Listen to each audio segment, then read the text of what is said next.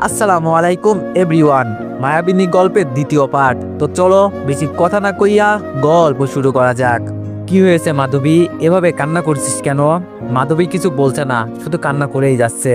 আম্মু বলল, মা আমার কি হয়েছে তোর, এইভাবে কান্না করছিস কেন? আর তোর ঠোঁটে কি হয়েছে, এভাবে রক্ত জমে আছে কেন? আমি কিছু বলছি না, আরো জোরে জোরে কান্না করতে শুরু করলাম। বাসার সবাই এক জায়গায় জড়ো হয়ে গেছে। আমি এবার বলতে শুরু করলাম, ওই ভাইয়াটা আমার সাথে খুব খারাপ ব্যবহার করেছে, আমাকে জড়িয়ে ধরেছে আর আমার ঠোঁটে কামড় দিয়েছে।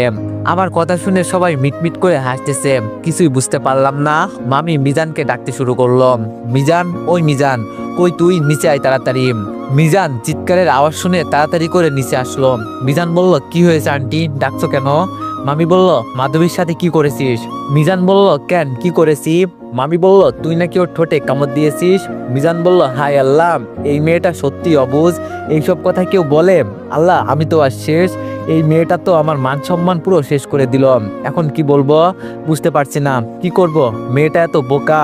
আমি খুব অসহায় দৃষ্টিতে তাকিয়ে রইলাম, বুঝতে পারছি না। অনেক কিছু চিন্তা করার পর কিছু বলতে পারলাম না, এক দৌড়ে আবার উপরে চলে আসলাম। আমি তো এখনো বিশ্বাস করতে পারছি না যে মেয়েটা সবাইকে সবকিছু বলে দিয়েছে। হায় আল্লাহ, এই মেয়েটাকে যদি বিয়ে করি তাহলে বাসরাতে কি হবে, ওইগুলো তো সবাইকে ডেকে ডেকে বলবে। আব্বু কি আর মেয়ে পেল না, এই মেয়েটাকেই আমার জন্য রেখে গেল। মাধবী মনে মনে বলল, দেখেন এখন কেমন লাগে, সবার সামনে দিলাম তো লজ্জা, আর আসতে পারবেন না কারোর সামনে। বাবু সোনা, আমাকে কি বোকা পাইছো? ছোট হতে পারি কিন্তু বোকা না চান্দু, আমি সব বুঝি, কিন্তু তোমার সাথে সবসময় অবুঝ হয়ে থাকবো। সবাই মিলে বিয়ের মার্কেট করার জন্য চলে গেলাম। সবার এখনো কেনাকাটা অনেক বাকি আছে, আমার কেনাকাটা শেষ, আমি বাড়ি ফিরবো। আমি আম্মুকে বললাম, আম্মু বাসায় যাব, আমার মাথায় প্রচন্ড ব্যথা করছে। আম্মু বলল, বাসায় যাবি মানে, বাসায় তো কেউ নেই, এক কাজ কর, তুই একটা রিক্সা নিয়ে বাসায় চলে যা, আমরা পরে আসছি। আমিও একটা রিক্সায় উঠে বাসায় চলে আসলাম। সত্যি কথা বলতে আমার মাথা ব্যথা করছে না, ওই লোকটাকে দেখতে খুব ইচ্ছে করছে। আমি তো প্রথম দেখাতেই ওই লোকটার প্রতি সেই ক্রাশ খেয়েছি, অনেক স্মার্ট, হ্যান্ডসাম এবং দুষ্টু, আমার অনেক ভালো লাগছে। বাসায় তো চলে আসলাম, কিন্তু ওই লোকটা কোথায়? উনি কি আদৌ বাসায় আছে নাকি নেই? বাসায় না থাকলে শুধু শুধু আমি একা বসে কি করব? চারিদিকে লোকটাকে খুঁজতে লাগলাম, কোথাও পাচ্ছি না। আমি এবার লোকটার রুমে উকি দিয়ে দেখলাম, আরে বাহ, এ তো আমার মহারাজা, এখনো ঘুমিয়ে আছে। যাই একটু বিরক্ত করে আসি, সকালে আমার সাথে যা ইচ্ছা তাই করেছে, ভেবেছে আমি বোকা, কিছু বুঝি না। এখন বোঝাবো আমি কি বুঝি আর বুঝি না। চুপি চুপি আমি উনার রুমে ঢুকলাম, আস্তে করে দরজাটা লাগিয়ে দিয়ে উনার বিছানার পাশে দাঁড়ালাম। আরে বাহ, কি সুন্দর করে ঘুমাচ্ছে, দাঁড়ান আপনার ঘুমের 12টা বাজাচ্ছি। আস্তে আস্তে উনার কাছে গেলাম, বিছানার এক কোণে বসে রইলাম আর ভাবতে লাগলাম কি করব। অনেক চিন্তা ভাবনার পরে খুঁজে পেলাম, সকালে তো উনি আমার ঠোঁটে কামড় দিয়েছে, এখন না হয় আমি দিই কামড়। কোনো কিছু চিন্তা ভাবনা না করেই দিলাম চারটো ট্যাগ করে। আরে বাহ, অনেক ভালো লাগছে, কেমন জানি একটু নড়াচড়া করছে, মনে হয় ঘুম ভেঙে যাচ্ছে, তাই তাড়াতাড়ি করে কামড় দিলাম ঠোঁটে। কামড় দেওয়ার সাথে সাথে লোকটা চিৎকার করে উঠলো। বিজান বলল, উফ, এই মেয়ে, তোমার মাথা ঠিক আছে? ঘুমের মধ্যে আমার ঠোঁটে কামড় দিলেন কেন? আমি বললাম, কেন, আপনি সকালে যে আমার ঠোঁটে কামড় দিছেন তাই আমিও দিলাম। তো এভরিওয়ান, গল্পটি মেয়ের দিক থেকে বলা হচ্ছে, তো সবাই একটু মানিয়ে নিও। মিজান বলল, তাই বুঝি, আমি তো মনে করছিলাম আমার হবু বউটা একদম বোকা, কিন্তু এখন তো দেখছি আমার থেকে এক পা এগিয়ে। দাঁড়াও তোমাকে দেখাচ্ছি মজা। আমি বললাম, দেখুন ভাইয়া, আপনি আমাকে সকালে কিস করেছেন, তাই আমিও সেটা ফেরত দিলাম, তাছাড়া আর কিছু বলতেই পারলাম না। তার আগে কোথা থেকে একটা মেয়ে চলে আসে, সাথে সাথে মিজান আমাকে ছেড়ে একটু দূরে গিয়ে দাঁড়াই। মিজান বলল, আরে নুসরাত, তুমি এইখানে হঠাৎ কি মনে করে আমাদের বাসায়, আগে তো কখনো আসো নাই, কি ব্যাপার? নুসরাত বলল, ভেবেছিলাম একবারই আসবো, কিন্তু তার হলো না, শুনলাম তোমার বোনের বিয়ে, তাই চলে আসলাম। মিজান বলল, ভালো হয়েছে তুমি এসেছো, আমি তো তোমাকে বলতে চাইছিলাম আজকে কল করে। নুসরাত বলল, সবকিছু ঠিক আছে, কিন্তু তোমার পাশে ওই মেয়েটাকে, আর তুমি ওই মেয়েটাকে জড়িয়ে ধরেছিলে কেন? মিজান বলল, ও মাধবী, আমার হবু বউ, তোমার ভাবি। আমার দিকে তাকিয়ে বলল, মাধবী, এই হলো আমার ফ্রেন্ড। আমি কিছু বললাম না, হঠাৎ করে মেয়েটা মিজানকে জড়িয়ে ধরে কান্না শুরু করলো। নুসরাত বলল, আমি তোমাকে ভালোবাসি মিজান, তুমি শুধু আমার, আমি মরে যাব তোমাকে না পেলে। মিজান বলল, এইসব কি বলছো তুমি, তুমি শুধু আমার ফ্রেন্ড আর কিছু না। নুসরাত বলল, আমি মানি না, কিসের ফ্রেন্ড, আমি তোমাকে ভালোবাসি মিজান, এত বছর ধরে তোমার পাশে আছি, তুমি কি কিছু বোঝো না? মিজান বলল, আরে আমরা খুব ভালো বন্ধু, তাছাড়া আমি মাধবীকে বিয়ে করব, অন্য কাউকে না। ওর জন্য কখনো কোনো মেয়ের দিকে তাকাইনি। নুসরাত বলল, তোমার মাথা খারাপ হয়ে গেছে নাকি? এই পিচ্চি মেয়েটাকে বিয়ে করবে? এই মেয়ে তো এখনো নিজের হাতে খাবার খেতে পারে না। তুমি কোথায় আর এই মেয়েটা কোথায়? মিজান বলল, দেখো নুসরাত, তুমি পাগলামি করো না। তুমি আমার খুব ভালো বন্ধু। আমি চাইলেও পারবো না তোমাকে বিয়ে করতে, কারণ মাধবী যখন ছোট্ট ছিল তখন আমার আব্বু আমাদের বিয়ে ঠিক করে রেখেছে। আজকে হয়তো আব্বু নেই, কিন্তু ছেলে হিসাবে আমার দায়িত্ব আব্বুর কথা রাখা। নুসরাত বলল, তোমার মাথা খারাপ হয়ে গেছে? এইটুকু একটা মেয়ে কি বোঝে সংসারের? আমি যদি তোমাকে না পাই তাহলে আত্মহত্যা করব। আমি কিছু বলছি না, শুধু দেখছি, ভালো লাগছে না, তাই মিজানের রুম থেকে বেরিয়ে দেখি সবাই চলে এসেছে। আমি বললাম, আম্মু আমি তোমার সাথে কিছু কথা বলতে চাই। আম্মু বলল, কথা পরে বলবি, আগে দেখ তো শাড়িটা কেমন হয়েছে, তোর জন্য এনেছি। আমি বললাম, আম্মু আমি এই বিয়ে করতে পারবো না। আমার কথা শুনে সবাই অবাক হয়ে তাকিয়ে আছে। আব্বু বলল, কেন পারবি না? সমস্যা কোথায়? মিজান কি তোকে কিছু বলেছে? আমি ভয়ে ভয়ে আব্বুর দিকে তাকিয়ে আব্বু দেখে অনেক রেগে আছে। আমি বললাম, আমি একটা ছেলেকে ভালোবাসি, তাই মিজান ভাইয়াকে আমি বিয়ে করতে পারবো না। চোখ বন্ধ করে বলে দিলাম। কথাটা বলার সাথে সাথে দুই গালে দুইটা থাপ্পড় মেরে দিল আব্বু। থাপ্পড়ের জোর সামলাতে না পেরে দেয়ালের সাথে ধাক্কা লাগে আমার, কপাল কেটে যায়, অনেক রক্ত পড়ছে টপ টপ করে। প্রথমে আমি কিছু বুঝতে পারি নাই, বুঝার আগেই চোখের সামনে অন্ধকার নেমে আসে। আমি অজ্ঞান হয়ে পড়ি। আম্মু দৌড়ে গিয়ে আমাকে জড়িয়ে ধরে কান্না করা শুরু করলো। আম্মু বলল, মা চোখ খোল মা, কি হয়েছে তোর? তাকিয়ে দেখ মা, এইটা কি করলে? আমার মেয়ের গায়ে হাত তুলতে পারলে তুমি? আমি আমার মেয়েকে নিয়ে চলে যাব। আব্বু বলল, কোথাও যাওয়া হবে না, আমার কথা ছাড়া এক পা বাড়ালে খবর আছে। আর এই মেয়েটা আমার, তাই কোনটা ভালো কোনটা খারাপ আমি বুঝবো, এই বিয়েটা হবে বলেই চলে গেল। যখন আমার জ্ঞান ফিরল, তাকিয়ে দেখি আমি বিছানায় শুয়ে আছি, পাশে আব্বু বসে কান্না করছে। আমি বললাম, আব্বু কি হয়েছে, তুমি কান্না করছো কেন? আব্বু বলল, মারে আমাকে মাফ করে দে, আমি তোর গায়ে হাত তুলছি।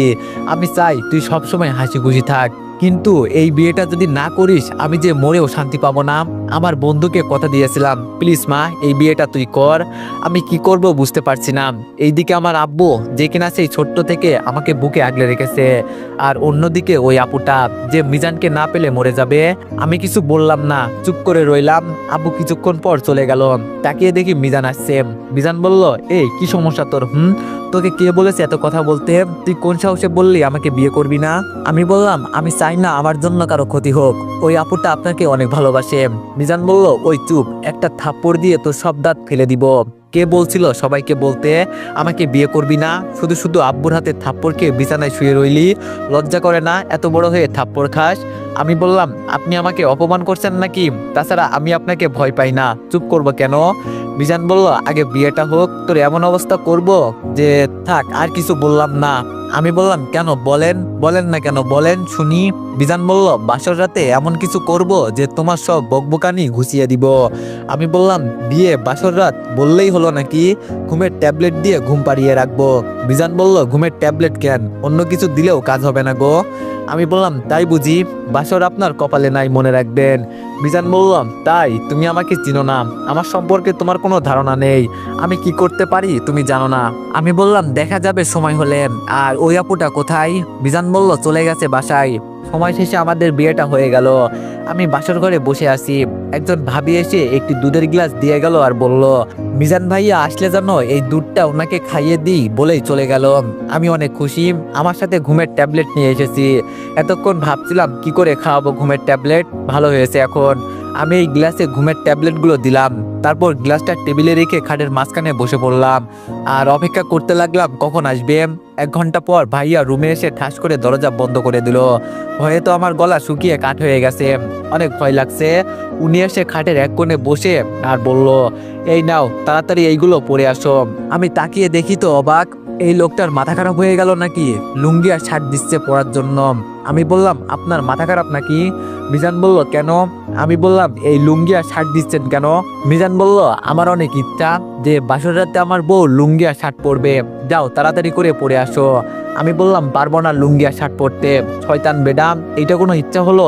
আমার কথা বলার সাথে সাথে কি যেন একটা আমার কপালে ধরলো, তাকিয়ে দেখি পিস্তল। মিজান বলল, এই মেয়ে এত কথা বলছো কেন? বেশি লাফালাফি করলে এক চাপে উপরে পাঠিয়ে দিব। আমার অনেক ভয় লাগছে, তাই ভয়ের কারণে কান্না শুরু করে দিলাম। আমি বললাম, আম্মু গো বাঁচাও আমাকে, এখন গুন্ডার হাতে তুলে দিলে। মিজান বলল, এই কান্না থামিয়ে লুঙ্গি আর শার্ট পরে আসো, না হলে কিন্তু। আমি কিছু বললাম না, তাড়াতাড়ি করে লুঙ্গি আর শার্ট হাতে নিয়ে ওয়াশরুমের দিকে যেতে লাগলাম। অমনি পেছন থেকে মিজান বলল, বউ গো তুমি ওয়াশরুমে যাচ্ছ কেন? এখানে আমার সামনে পড়বে। আমি খুব অসহায় দৃষ্টিতে তাকিয়ে রইলাম। মিজান বলল, এই শাড়ি খুলে লুঙ্গি আর শার্ট পরো, তাড়াতাড়ি করো, না হলে কিন্তু মেরে দিব। এইভাবে অসহায় দৃষ্টিতে তাকিয়ে থেকে কোনো কাজ হবে না। আমি কান্না করতে লাগলাম। মিজান বলল, ঠিক আছে, এত কান্না করতে হবে না, যাও তাড়াতাড়ি করে আসবে। আমি কান্না করতে করতে ওয়াশরুমে চলে এলাম। লুঙ্গি আর শার্ট পরে আয়নার সামনে দাঁড়িয়ে দেখছি, ইস রে কি খারাপ লাগছে আমাকে। এই লোকটা এমন জ্ঞান গুন্ডা কোথাকার। মিজান বলল, কি হলো, এত সময় লাগে কেন? আমি আসবো নাকি? ওনার কথা শুনে তাড়াতাড়ি রুমে চলে আসলাম। মিজান বলল, হাই আল্লাহ, আমার বউটাকে লুঙ্গি আর শার্টে অনেক ভালো লাগছে। এই নাও, এবার দুধটুকু খেয়ে নাও। আমি তো অবাক, কি বলে? এই দুধে তো ঘুমের ট্যাবলেট আছে, এইটা যদি আমি খাই তাহলে তো আল্লাহ গো বাঁচাও আমাকে, কি করব এখন? আমি বললাম, না, এইটা আপনার জন্য, আমি খাবো না। মিজান বলল, চুপচাপ খেয়ে নাও বলছি, না হলে গুলি করে মেরে ফেলবো। আমি তো এইবার শেষ। মিজান বলল, কি হলো, এত কি চিন্তা করছো? তাড়াতাড়ি নাও আর ঝটপট খেয়ে ফেলো। আমি কি করবো এখন বুঝতে পারছি না। এক হাতে পিস্তল, অন্য হাতে ঘুমের ট্যাবলেট মিশানো দুধের গ্লাস, কি করবো এখন? আমি বললাম, এইটা আপনার জন্য। মিজান বললাম, আমার জন্য তো কি হয়েছে, নাও বলছি। আমি গ্লাসটা হাতে নিয়ে তো অবাক হয়ে গেলাম। আমি বললাম, এইটা কি গ্লাসে যে দুধ ছিল ওইটা কোথায়? মিজান বলল, গ্লাসের দুধ আমি খেয়ে নিয়েছি, আর এইটা তোমার জন্য, তাড়াতাড়ি খেয়ে নাও। আমি বললাম, আমি এইসব খাই না, আর এটা তো খাওয়া ভালো না। মিজান বলল, তোমাকে বলছি খাওয়ার জন্য, এত বেশি কথা বলো কেন? আমি বললাম, আপনি যা বলবেন তাই হবে নাকি? কিছুক্ষণ আগে বললেন লুঙ্গি আর শার্ট পরে আসার জন্য, এখন আবার বলছেন মদ পান করার জন্য। শয়তান বেডা, জীবনেও বউ পাবেন না। মিজান বলল, বউ না পাইলেও সমস্যা নাই, তোমাকে বলছি খাওয়ার জন্য, খেয়ে নাও। আমি বললাম, আমি এইসব আগে কখনো খাইনি, আমার অভ্যাস নেই, পারবো না খেতে। মিজান বলল, ঠিক আছে, তুমি চোখ বন্ধ করো, আমি তোমাকে খাইয়ে দিচ্ছি। আমি বললাম, কেন চোখ বন্ধ করব কেন? আপনার মতলব ঠিক লাগছে না, আমার থেকে দূরে থাকবেন। মিজান বলল, এত কথা বলছো কেন? চোখ বন্ধ করতে বলছি, চোখ বন্ধ করো, না হলে এখনই গুলি করে উড়িয়ে দিব। আমি বললাম, ও আম্মু আব্বু গো, কই তোমরা? কার হাতে তুলে দিছো আমাকে? কথায় কথায় বলে গুলি করে দিবে। মিজান বলল, আরে ওই চুপ, চোখ বন্ধ করবা কিনা? আর এত কান্না করার কি আছে? যদি আবার কান্না করো তাহলে তোমাকে এমন অবস্থা করব। আমি বললাম, আপনি আমাকে হুমকি দিচ্ছেন? আমি কিন্তু ভয় পাই না আপনাকে, শুধু ভয় পাই আপনার হাতের পিস্তলটাকে। আপনার হাতে যদি পিস্তল না থাকতো তাহলে আমি আপনার এমন অবস্থা করতাম যে আপনি নিজেও ভাবতে পারতেন না। মিজান বলল, চুপ, চোখ বন্ধ করো, তোমাকে খাইয়ে দিচ্ছি। আমি বললাম, না, আপনার প্রয়োজন নেই, আমার নিজের হাতে আমি খেতে পারবো। হে আল্লাহ, তুমি কোন পাপের কারণে এই মাসুম বাচ্চার কপালে এইরকম একটা গুন্ডা ছেলেকে দিলে? আমি গ্লাসটা হাতে নিই, অনেক বাজে গন্ধ। আমি তো হাতে নিয়ে তাকিয়ে দেখছি কি করে খাবো। মিজান বলল, কি এত চিন্তা করছো? তুমি নিজে খাবে নাকি আমি খাইয়ে দিব? ওনার কথা শুনে খুব ভয় লাগছে। অবশেষে নিরুপায় হয়ে এক চুমুকে খেয়ে নিলাম। আমার মাথাটা কেমন করছে। মিজান বলল, তুমি একটু বেশি কথা বলো, তাই এই মদের নেশায় তোমাকে মাতাল করতে হলো, সরি। আমি বললাম, আপনি একটু বেশি বুঝেন, তাই আমিও আপনার দুধের গ্লাসে ঘুমের ট্যাবলেট মিশিয়ে দিয়েছি। মিজান বলল, আরে পাগলি, আমি খাইনি, ওই গ্লাসে দুধ ফেলে দিয়েছি। তুমি তো বিয়ের আগেই বলেছিলে ঘুমের ট্যাবলেট খাওয়াবে। আমি জানি তুমি যা বলবে তাই করবে। এখন কি করবে বলো? তুমি হেরে গেলে আমি তো তোমাকে এখন কিছু একটা করব। আমি বললাম, আরে ওই গুন্ডা কোথাকার বদমাইশ ছেলে, আমাকে কি বোকা মনে হয় আপনার? আপনি যে মদের বোতল আনছেন এবং খাটের নিচে রাখছেন ওইটা আমি জানি, তাই সব মদ ফেলে দিয়ে 7 আপ রাখছি। আমি তো এখন মদ পান করি নাই, মাতাল বানাবেন কি করে?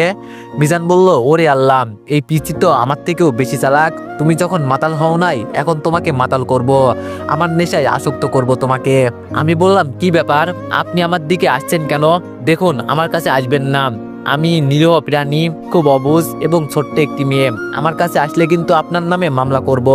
মিজান বলল, মামলা তো সকালে করবে, এখন তো কিছু একটা করি, তারপরে সকালে ঘুম থেকে উঠে মামলা করতে যাব তোমাকে নিয়ে।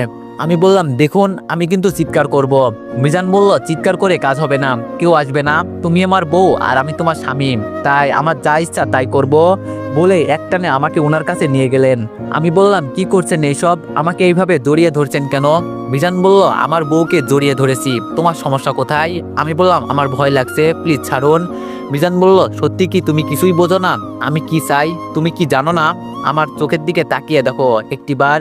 বলেই আরো শক্ত করে জড়িয়ে ধরছে। ওনার নিঃশ্বাস নিতে কষ্ট হচ্ছে, ওনার চোখ দেখে মনে হচ্ছে কোনো নেশার ঘরে আছে। আমি বললাম, আপনার চরিত্র ঠিক নাই, আমাকে ছাড়ুন। মিজান বলল, কে বলেছে আমার চরিত্র ঠিক নাই? আমি আমার বউকে জড়িয়ে ধরেছি, পিচ্চিটা মনে হয় ভয় পাচ্ছে, তাই আলতো করে ঠোঁটের স্পর্শ দিলাম ওর ঘাড়ে, সাথে সাথে পিচ্চিটা কেঁপে উঠলো। আমি বললাম, কি করছেন এইসব, ছাড়ুন। আমার কেমন জানি লাগছে, ওনার ঠোঁটের স্পর্শ আমার শরীরে কেমন জানি অজানা এক অদ্ভুত অনুভূতি কাজ করছে। আমার কেন জানি নিঃশ্বাস নিতে কষ্ট হচ্ছে। কি আছে ওনার স্পর্শে? খুব ইচ্ছে করছে ওনার ঠোঁট দুটো আলতো করে ছুঁয়ে দিতে। মিজান বলল, আমার চরিত্র ঠিক নাই, তাই তুমি যদি আমার ঠোঁটে স্পর্শ করো তাহলে কিন্তু অন্য কিছু হয়ে যাবে। মিজান বলল, এই পিচ্চি, তুমি কি আমার বাচ্চার মা হবে? মাধবী বলল, মিজান বলল, সত্যি তো? তাহলে তোমাকে অনেক কষ্ট সহ্য করতে হবে, আমি কিন্তু অনেক দুষ্টু, তোমাকে অনেক জ্বালাবো। তারপর দুইজন হারিয়ে গেলাম। বাসর ঘরে কি হয় ওইটা আর বলবো না আপনাদের, বিয়ে করে জেনে নিবেন। ওরা বাসর করছে, আপনারা চোখ বন্ধ করে রাখবেন, অন্যের বাসর দেখতে নেই। গল্পে আসি এইবার। ফজরের আজানের ধ্বনি শুনে আমার ঘুম ভেঙে গেছে। তাকিয়ে দেখি ওই গুন্ডা স্বামীটা আমাকে জড়িয়ে ধরে ঘুমিয়ে আছে। ভালো করে সবকিছু দেখলাম। কালকে রাতের কথা মনে পড়তেই জানো মাথায় আকাশ ভেঙে পড়লো। আমি তো কান্না করা শুরু করলাম। কান্না শুনে উনি ঘুম থেকেও লাফিয়ে উঠলেন আর বলতে লাগলেন, ওই সোনা, তোমার কি হয়েছে? তুমি কান্না করছো কেন? খারাপ কোনো স্বপ্ন দেখছো নাকি? আমি বললাম, ওরে আল্লাহ গো, আমার সবকিছু শেষ হয়ে গেছে, আপনি আমার সবকিছু কেড়ে নিয়ে এখন বলছেন কি হয়েছে আমার? মিজান বলল, আমি আবার কি করলাম? আমি বললাম, আপনি আমার সবকিছু কেড়ে নিয়েছেন, এখন আমার কি হবে? আমাকে তো কেউ বিয়ে করবে না। আমার কত স্বপ্ন ছিল, আমার বিয়ে হবে, সংসার হবে, আমার অনেকগুলো বাচ্চা হবে, আমার সব স্বপ্ন মিথ্যা হয়ে গেল। মিজান মনে মনে বলল, পাগড়িটা মনে হয় ভুলে গেছে যে আমাদের কালকে বিয়ে হয়েছে। আমি বললাম, আপনি আমার এত বড় সর্বনাশ করতে পারলেন, আমি আপনার নামে মামলা করব। বিছানায় কি বালিশ নাই যে আমার উপর শুয়ে আছেন? দূরে সরে যান। মিজান বলল, সোনা বউ, আমার ভুল হয়েছে, বলে আমাকে ছেড়ে একটু দূরে সরে যাই। আমি কান্না করতে করতে ওয়াশরুমে এলাম। মিজান বলল, ওরে আল্লাহ, রাতে তো সবকিছুই ঠিক ছিল, এখন আবার কি হলো? আমি ওয়াশরুম থেকে বেরিয়ে এসে দেখি উনি বসে আছে। মিজান বলল, ওরে আল্লাহ, আমার পিচ্চি বউটাকে মায়াবিনী লাগছে কেন? ভেজা চুল থেকে টপ টপ করে পানি পড়ছে, সাদা রঙের জামা পরেছে, চুলের পানিতে ভিজে গেছে। ইস রে, কিছু একটা করতে হবে, এই পিচ্চি তো কিছু করতে দিবে না, এখন যা করার জোর করেই করতে হবে। আমি বললাম, এইভাবে তাকিয়ে আছেন কেন? জীবনে মেয়ে মানুষ দেখেন নাই? উনি আমার কথার উত্তর দিলেন না। যেই আমি ওনার সামনে গেলাম, অমনি ধাক্কা দিয়ে বিছানায় ফেলে দিয়ে আমার উপর শুয়ে পড়লেন। আমি কিছু বলতে যাব তার আগে একটা উন্না দিয়ে আমার বুক বেঁধে দিলেন। অনেক কান্না পাচ্ছে আমার। এই লোকটা এমন কেন? অনেক চেষ্টা করছি ওনাকে সরানোর জন্য, কিন্তু পারছি না। ওনার দুই হাত দিয়ে আমার হাত দুটো চেপে ধরে আছে, অসহায় দৃষ্টিতে তাকিয়ে আছি। মিজান বলল, সরি গো সোনা বউ, তুমি একটু বেশি কথা বলো, তাই তোমার মুখ বেঁধে দিলাম। তোমাকে এইভাবে দেখে নিজেকে ধরে রাখতে পারলাম না। এত নড়াচড়া করছো কেন? আমি জানি রাতে যেটা হয়েছে সেটা তোমার অজান্তেই হয়েছে, এখন তুমি আর আমার কাছে আসবে না, তাই এমনটা করলাম। ওরে শয়তান, আমাকে মেরে ফেলবে নাকি? রাতের জন্য আমি এমন ভালো করে হাঁটতে পারছি না, এখন যদি কিছু করে আমি তো শেষ। কি করব কিছু বলতেও পারছি না, মুখ বেঁধে দিয়েছে। উনি আছেন উনার নেশার ঘরে। কিছুক্ষণ পরে উনার বোন আসে দরজায় টোকা দিল। আপু বলল, মিজান, এই মিজান, দরজা খুলতো। মিজান বলল, হায় আল্লাহ, কি করে দরজা খুলবো? মিজান বলল, এত সকালে ডাকছিস কেন? ঘুমাচ্ছি তো। আপু বলল, এখনো ঘুমিয়ে আছিস তুই? তাড়াতাড়ি উঠে ফ্রেশ হয়ে নাস্তা করতে আয়। মাধবী কি এখনো ঘুমিয়ে আছে? মিজান বলল, মাধবী ঘুমিয়ে আছে, তুই যা, আমরা আসছি। আমি মনে মনে বললাম, শয়তান বেডাম, আমি ঘুমিয়ে আছি, একবার মুখের বাঁধন খুলে দে, তারপর দেখাচ্ছি। আপু বলল, ঠিক আছে, আমি গেলাম, তাড়াতাড়ি আয়। আপু চলে গেছেন, উনি আমার মুখের বাঁধন খুলে দেন। মিজান বলল, শোনা বউ, চলো গোসল করে নাস্তা করতে যাব। উনি কোলে তুলে নিয়ে যায় ওয়াশরুমে। আমি চুপ করে আছি, কিছু বলছি না। ফ্রেশ হয়ে নিচে গেলাম নাস্তা করতে, সাথে ওই শয়তান বেডা। নাস্তার টেবিলে সবাই বসে আছে, আমি কান্না করছি। মামি বলল, কি হয়েছে মা, কান্না করছিস কেন? মামা, মামি, দাদা, দাদি, মামাতো ভাই, বোন আরো অনেকেই বসে আছে। আমি বললাম, আপনাদের এই গুন্ডা ছেলেটা আমার সবকিছু কেড়ে নিয়েছে, সারা রাত আমাকে ঘুমাতে দেয়নি। সকালে ঘুম থেকে উঠে আমি গোসল করে আসলাম, তারপরে আমার মুখ বেঁধে দিয়ে আবার আমার সবকিছু কেড়ে নিয়েছে। আমি এই গুন্ডার নামে মামলা করব। মিজান বলল, হায় আল্লাহ, আমার সব মান সম্মান শেষ করে দিল। ওর কথা শুনে সবার খাবার গলায় আটকে গেছে। দাদা তো কাশতে কাশতে চলে গেলেন, অনেকেই চলে গেছে, কেউ কেউ আমার দিকে তাকিয়ে হাসতেছে। ওরে আল্লাহ, এই মেয়ে কি বোকা নাকি?